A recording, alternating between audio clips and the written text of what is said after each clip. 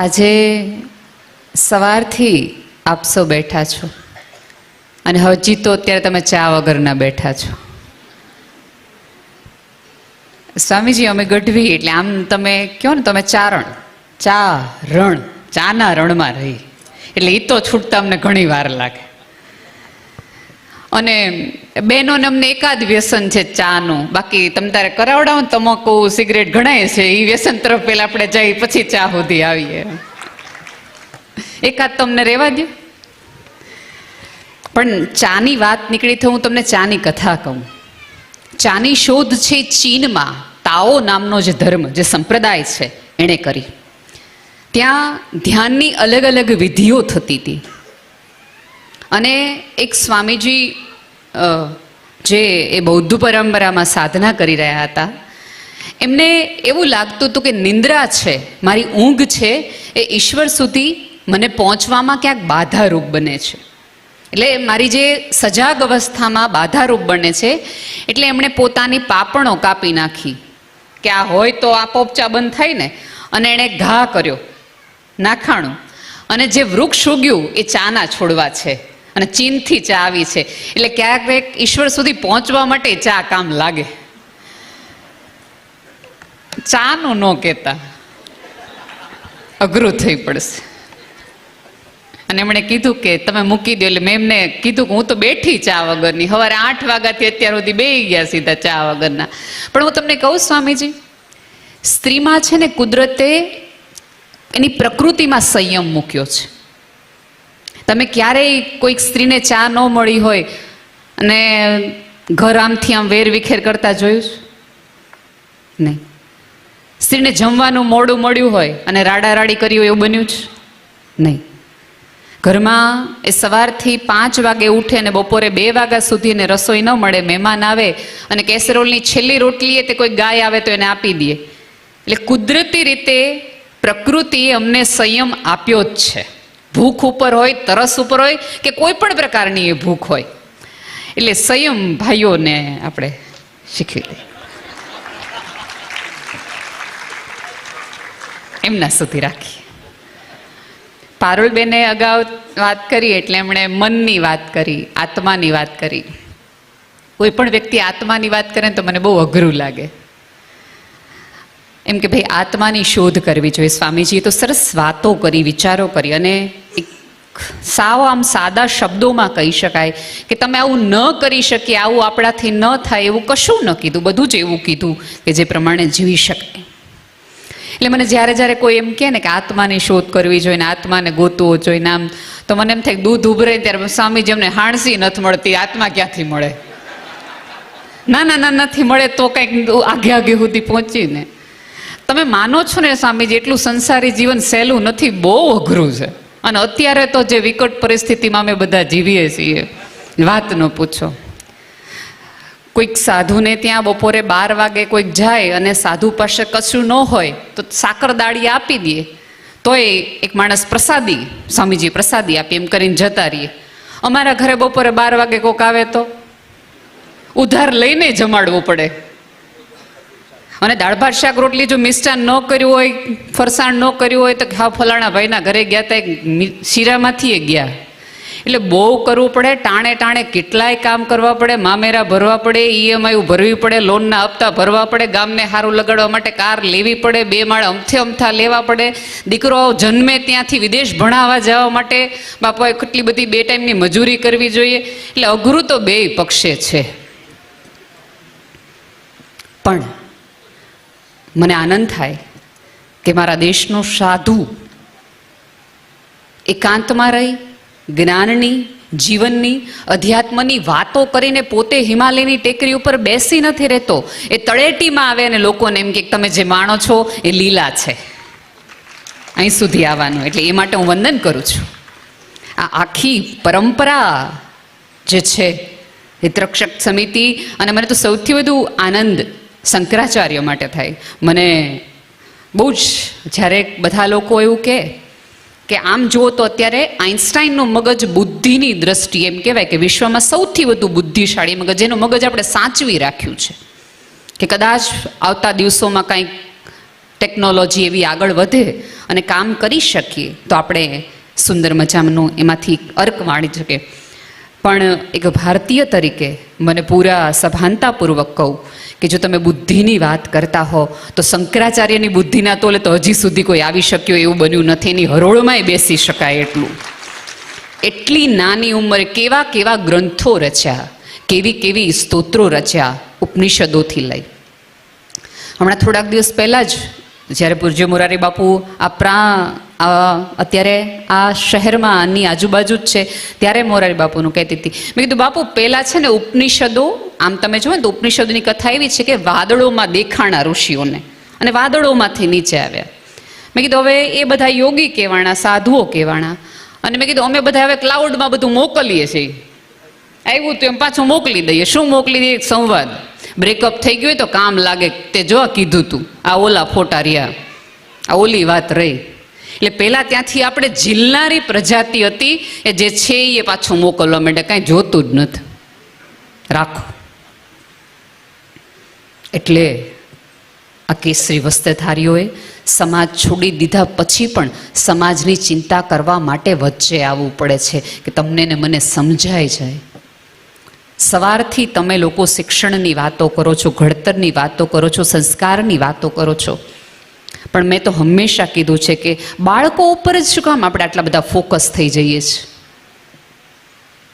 માત્ર કેમ કોઈ મા બાપના ઘડતરની વાત નથી કરતું? કારણ કે તમે એમ માનતા હો કે તમારું બાળક તમને સાંભળીને મોટું થાય છે તો ભૂલ કરો છો. તમારું બાળક તમને જોઈને મોટું થાય છે. પેલા તમે જુઓ કે કોઈ આપણે નાના હતા ને ત્યારે કંઈક અપશબ્દ અથવા તુકારે બોલતા ને તો આપણે મમ્મી પપ્પા એમ કહેતા ક્યાંથી શીખ્યા હશે? એનો અર્થ એ છે કે અહીંયા ઘરમાં તો બોલાતું જ નથી, આ ઘરની તો પરંપરા જ નથી, ક્યાંથી શીખ્યા હશે? હવે અહીંયા બેઠેલા તમામ લોકો વેબ સિરીઝ જોવે છે અને દર 3 વાક્યે જે બીપી થવું જોઈએ ત્યાં બેફામ બોલાય છે. અને પછી તમે બાળકોને એમ કહો જાત પાણી લે તો, પણ આપણે નાના હતા ત્યારે આવા દ્રશ્યો વખતે આપણને પાણી લેવા મોકલતા તો હું બાળકોને પાણી યારે જ મૂકી રાખીએ તો આ આખી સિરિયલ જોઈ શકાય એવી સ્થિતિમાં અત્યારે આપણે છીએ. આપણે વેબ સિરીઝ જોઈએ અને છોકરાને કંઈક 12મું ધોરણ બહુ જ મહત્વનું છે એવું ન થાય, એવું તો શક્ય નહીં બને. પહેલાં આપણા બધાના મા બાપો છે ને એમને આપણી આટલી બધી ચિંતા નહોતી કરવાની. એ આપણને બહાર મોકલી શકતા હતા. કાંઈ આટલું બધું આ જગતમાં એટલું બધું ખરાબીઓ નહોતી કે જેની ચિંતા કરવાની હતી. વધીને એક સિગરેટ કે તમાકુ સુધીની ચિંતા હતી, એથી વિશેષની ચિંતાઓ નહોતી. હવે તો ડ્રગ્સ આવ્યું છે, બીજા બધા વિસ્તારો આવ્યા છે, કેટલી બધી કેડીઓ છે કે જ્યાં વિચાર કરવો પડે, જ્યાં ચિંતા કરવી પડે. એટલે ગઈકાલના મા બાપ કરતાં આજના મા બાપે વધુ સજાગ રહેવું પડે. અહીંયા બેઠેલા તમામ જે મારી ઉંમરના છે 35 થી 40, 50 વર્ષના, આપણી બધાની 3 પેઢી છે ને ઓલા સત્તરસિંગાથી બચી ગઈ. હોય જાય સત્તરસિંગો આવશે, જ્યારે કે એવું પ્રાણી જ કોઈ નથી સત્તરસિંગા જેવું. કે જો તમારી અત્યારે 7 વર્ષની 8 વર્ષના છોકરાને સત્તરસિંગો તરત ગૂગલ કરશે, અહીં તમને કંઈક આવું કાંઈ ન હોય. શું કામ? બાળકમાં તમે જો ભણતરની અપેક્ષા રાખતા હો, સંસ્કારની અપેક્ષા રાખતા હોય, સ્વામીજીએ કીધું એમ કે તમે ઈચ્છતા હો કે તમારું બાળક ગીતા સાંભળે, સમજે ને અનુસરે, તો એ પહેલાં તમારે એ તરફ જવું પડશે. તમે શેર બજારના આંકડા જુઓ અને બાળકો ગીતાના 18 અધ્યાય વાંચે તો એમાં એવું નહીં થાય. એ બંને પક્ષે થવું જોશે તો શક્ય બનશે, તો એ વિચાર તરફ એ ગતિ કરી શકશે. એટલે આપણે બધા એવું ક્યાંક માનતા થઈ ગયા છે કે હવે અત્યારે આપણે આ કરી દઈએ. અને બહુ જ મા બાપની મોટી ભૂલ એ છે કે સારામાં સારી સ્કૂલોમાં મૂકી દો એટલે મારીને તમારી જવાબદારી પૂરી થઈ જાય છે. એવું નથી. સ્કૂલમાં તો વ્યાકરણ શીખવાશે, પણ શું બોલવું ને કઈ રીતે બોલવું ને એ તો મા બાપ શીખવાડશે. હું જ્યારે કોઈ જ્ઞાતિની વાત કરતી હોઉં અથવા સમાજની વાત કરતી હોય ત્યારે એક દાખલો હંમેશા આપું. મુગલે આઝમ બધાએ જોયું છે, લગભગ જોયું ન હોય તો ખબર તો હશે જ, અનારકલીન સલીમની આખી સ્ટોરી. સ્વામીજી, મોગલે આઝમ જ્યારે બનતું હતું ત્યારે એ સમયનું એ સૌથી મોંઘામાં મોંઘું ફિલ્મ કહેવાતું હતું. હિસ્ટોરિકલી ત્યારે એ એટલાથી વધુ મોંઘું ફિલ્મ ઇન્ડસ્ટ્રીમાં બન્યું નહોતું. દિલીપ કુમાર સલીમ બને છે. એટલે એનો જે ડાયરેક્ટર છે, ફિલ્મનો ડાયરેક્ટર, એ ફાઇનાન્સરને એવું કહે છે કે મારે સલીમની મોજડી બનાવડાવી છે અને એ મોજડીની અંદર મારે સાચા હીરાનું કામ કરાવવું છે. એટલે ફાઇનાન્સર કે ઓલરેડી તે બહુ બધો ખર્ચો કરી નાખ્યો છે અને લોકો છે ને એ દિલીપ કુમારનો ચહેરો જોવા આવે છે, દિલીપ કુમારની મોજડી જોવા નથી આવતો. એટલે ડાયરેક્ટર કે વાત સાવ સાચી છે કે લોકો દિલીપ કુમારનો ચહેરો, એની વાત, એની કરવાની અદા જોવા માટે આવે છે, એની મોજડી જોવા માટે નથી આવતો. પણ દિલીપ કુમાર, અને બીજું મને એ ખબર છે કે સાચા હીરાને બદલે હું ખોટા હીરા મૂકી દઉં તોય નથી ખબર પડવાની કે આ ખોટા હીરા છે કે સાચા. હું કાચના ટુકડા નાખી દઈશ ને તોય ઓડિયન્સને નહીં ખબર પડે. પણ એ મોજડી સાચા હીરાની છે એવું દિલીપ કુમારને ખબર પડે. દિલીપ કુમાર એ મોજડી પહેરીને ચાલે ત્યારે એની ચાલ જે બદલાય, એના ચહેરા ઉપર આખા હિન્દુસ્તાનનો પોતે માલિક હોઈને જે એક્સપ્રેશન આવે ને, એ ગર્વ માટે મારે દેખાડવું છે. આ કેસરી ખેસ છે ને એ સાચા હીરા છે કે પહેરો ને તમને ગર્વ આવે, તમારી ચાલ બદલાઈ જાય. પુરુષોને અનુભવ નહીં હોય પણ સ્ત્રીઓ જે પ્રકારના વસ્ત્રો પહેરે ને એ પ્રકારની એની ચાલ થઈ જાય, એનો એટીટ્યુડ બદલાઈ જાય. ચણિયા ચોળીમાં પહેરેલી સ્ત્રી ધીમા પગલે ચાલે, જીન્સ પહેરેલી સ્ત્રી થોડી ટટ્ટાર ચાલે. એ એટીટ્યુડ છે. તમે શું પહેરો છો એના આધારે, તમારા પહેરવેશના આધારે એક એટીટ્યુડમાં ચેન્જ આવે, કોન્ફિડન્સ આવે.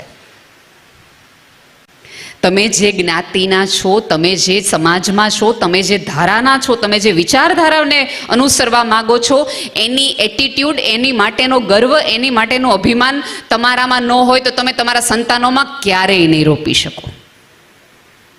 આજે આ કાર્યક્રમ સુંદર મજાનો કર્યો. આ ભાઈઓએ 2 મહિનાની મહેનત થઈ, બધું જ કર્યું, આમથી આમ કર્યું. કાલ સવારે આપણે જ્યારે 2 ફેમિલી મળશે ત્યારે કઈ વાત કરશે? બહુ લાંબો હતો કાર્યક્રમ, બહુ મોડું બહુ થયું. આ ખબર નહીં, આ બધું બોલે ને પછી કોઈ બોલવાવાળા ચૂપ ન રાખાય, એ તો આ બદલાવ્યા રાખે, આપણે સાંભળવાવાળા એક ના એક. અને આ બધા છે ને, આમાં કાંઈ વળે નહીં, કોઈના કીધે કોઈ બદલાણું જ નથી. આ બધું આમાંથી કાંઈ થાય જ નહીં. અને આ બધી ચર્ચા, કાર્યક્રમ કેટલો ખરાબ હતો, સામાજિક મેળાવડામાં કેટલી તકલીફો હતી, ધાર્મિક પ્રોગ્રામોમાં કેટલી બધી ભૂલો રહી જતી હતી, એ બધું આપણે કોની સામે બોલીએ? બાળક સામે. અને પછી તમે બાળક પાસે એવી અપેક્ષા રાખો કે બાળક મોટું થાય અને પૂરેપૂરું સંસ્કારી થાય. એવું તો કઈ રીતે બને? એવું તો કઈ રીતે બને? મોંઘામાં મોંઘા મોલમાં તમે જાઓ છો, કેટલી બધી શોપિંગ કરો છો, ત્યારે કોઈ દિવસ એવું કીધું જ કે કેટલું ખરાબ હતું, કાપડમાં કાંઈ લઈ લેવાનું નહોતું? એના તો 3000 ચૂકવાનો જ આપણને બહુ આનંદ હોય. 3000નો ડ્રેસ લીધો એટલે છોકરાને એમ થાય ખાડું પૈસા વધુ દ્યો ને એ વસ્તુ હારી જો, એમાં કાંઈ વાંધો હોય જ નહીં. ચોક્કસ કોઈ ક્ષતિ રહી જતી હોય, કાર્યક્રમો છે, બધું જ છે, પણ તમે જે કાર્યક્રમમાં બાળકને લઈને આવ્યા હોય ને, એના ગુણો અને એના દુર્ગુણો બાળકની સામે નહીં, બાળક સાંભળે ત્યારે નહીં, પછી કહેવાનું રાખો. આપણા આખા વ્યવસ્થાની તમે વાત કરો ને તો આપણને હોલ હોય, રસોડું હોય, બેડરૂમ હોય, બધી જ વાતો હોલની ન હોય. ભાઈએ વાત કરી કે ભાઈ મોબાઈલમાં બહુ જ આ પેઢી રહે છે. સહમત છું. હા, આ પેઢી મોબાઈલમાં સહેજ વધુ રહે છે આપણા કરતાં. પણ ફેમિલી ગ્રુપમાં સૌથી વધુ એક્ટિવ કોણ છે? દાદા. રાત્રે 2 વાગે છોકરો બહાર હોય અને મેસેજ કરતો હોય ત્યારે એ જોઈએ કે દાદા અને દાદી બંને ઓનલાઈન છે, અને સવારે પાછા તમે મંગળાની અમને વાતો કરો, તો એવું બધું તો ન થાય. અને બીજું કે ચાલો બાળકો સ્ક્રીન પર ન જોવે, તમારી આંખોમાં જોવે. તમારી આંખમાં એટલી કરુણા, એટલો પ્રેમ અને સ્વીકાર છે કે બાળક સ્ક્રીનની બદલે તમારી આંખોમાં જોવે? ચોક્કસ બાળક તમારી સાથે જમવા બેસે મોબાઈલ બાજુમાં રાખીને, એટલે આપણે ક્યાંથી શરૂઆત કરી? રીંગણા ખાને, આ રીંગણા ખાય તો કોક દી મોટો થાય, આવડો મોટો થયો હજી રીંગણા નથી ખાતો. છોકરીને તરત તો એમ કે કેટલા માર્ક આવ્યા? છોકરી એમ કે આટલા. ફલાણા ભાઈની દીકરીને જો, રિક્ષાવાળા છે એના પપ્પા, તોય કેવી મહેનત કરીને આમથી આમ કરે છે. તરત છોકરાઓ તમારી સામે બેસે ત્યારે તમે છોકરાઓને સતત એવું કીધા કરો છો કે તમે શું નથી, અને ફલાણા ભાઈના છોકરા શું છે, ફલાણા ભાઈના છોકરા જો. એક વસ્તુ યાદ રાખો, તમારે બાળક કરવું કે ન કરવું એ તમારા હાથની વસ્તુ હતી. બાળકના હાથમાં નહોતું મારે આ મા બાપનો સ્વીકાર કરવો કે ન કરવો, એને તો સ્વીકાર કરવો જ પડે. તમે વિચાર કરી લો કે તમે સતત બાળક પાસે ભણવાની, સંસ્કારની, સારા વ્યવહારની, ક્યાંક પહોંચી જાય એની આંગળી રાખો છો, અપેક્ષા રાખો છો. આજે તમારું બાળક આવીને એમ કહે સ્કૂલેથી આવીને કે ભાઈ અમે સાંભળ્યું છે કે મુકેશભાઈ અંબાણી છે એ વિશ્વના સૌથી ધનાઢ્યમાં 3જા નંબરે છે. પપ્પા જ્યાં સુધી 3જા નંબરે ન આવે ને ત્યાં સુધી તમે મને બોલાવતા નહીં. કે તો મમ્મી મને તું જ્યાં સુધી દીપિકા પાદુકોણ જેવું તારું ફિગર ન થાય ત્યાં સુધી આપણી સામે ન જોતી, આપણે નહીં પોસાય. બાળક એવું તમને કહેતો આવું સતત આપણે બાળક સાથે નથી કરતા? બાળક શું કામ તમારી પાસે રહેવું જોઈએ? તમે એવું એને કયું કલરફુલ વિશ્વ બતાવી શકો છો કે જે મોબાઈલની સ્ક્રીનમાં જેને ગૂગલ બતાવે છે જેટલી મજા અને આનંદ કરાવી શકે એટલી વાતો ને વિચારો તમારી પાસે છે? તો બાળક તમારી પાસે આવીને બેસે. કેમ આપણે બધા સાધુ સંતોના ચરણે બેસી જઈએ છીએ? કારણ કે એની વાત સાંભળવી આપણને ગમે છે, એના હોવાથી આપણે શાંતિ અનુભવીએ છીએ. એવું તમારી પાસે કાંઈ છે કે તમારા બાળકને તમારા હોવાથી શાંતિ અનુભવાય? તો એ તમારી પાસે રહે, મોબાઈલમાં નહીં. અને પછી વાંક કાઢી દેવો તો બહુ જ સહેલો. જો આપણા બાપુજીને મમ્મીઓ એમ કહેતા કે આ પેઢીમાં કાંઈ લઈ લેવાનું નથી, અને એની પેઢીએ એમ કીધું હતું કે આ પેઢીમાં કાંઈ લઈ લેવાનું નથી. અહીંયા આપણે બધાએ સાંભળ્યું છે ને, પહેલી વખત જ્યારે ટાઈપરાઇટર આવ્યું હશે ત્યારે દઈને વિરોધ કર્યો હોય બધાએ. પેન આવી હશે પહેલું વહેલી ત્યારે પેનનોય વિરોધ થયો હતો. આ જગતમાં જ્યારે કશુંક નવું થાય છે ત્યારે વિરોધની જ ધરતી ઉપરથી કશુંક ઉગે છે, કોઈ સવાલ જ નથી. પણ એ વિરોધને ઝીલનારા, સમજનારા ને પડખે ઊભા રહેવા વાળા કોણ છે ને એના આધારે નક્કી કરે છે. આપણે બાળકને આપણી પરંપરામાં રાખવું છે, સંસ્કારોમાં રાખવું છે, પણ આપણે ને મને ને તમને ઈશ્વરમાં કેટલી શ્રદ્ધા છે? આપણને આપણી શ્રદ્ધા તો એટલી બધી દુબળી, પતલી અને કરોડરજ્જુ વગરની છે સાહેબ, કે ભગવાન આપણા કામ ન કરીએ ને તો આપણે ભગવાનને બદલાવી નાખીએ કે 4 મંગળવાર કર્યા, કામ ન કર્યું આણે, લાવો બીજા. એટલે તમારા જેવો કેમ કે એના કરતાં સોમવાર કરો.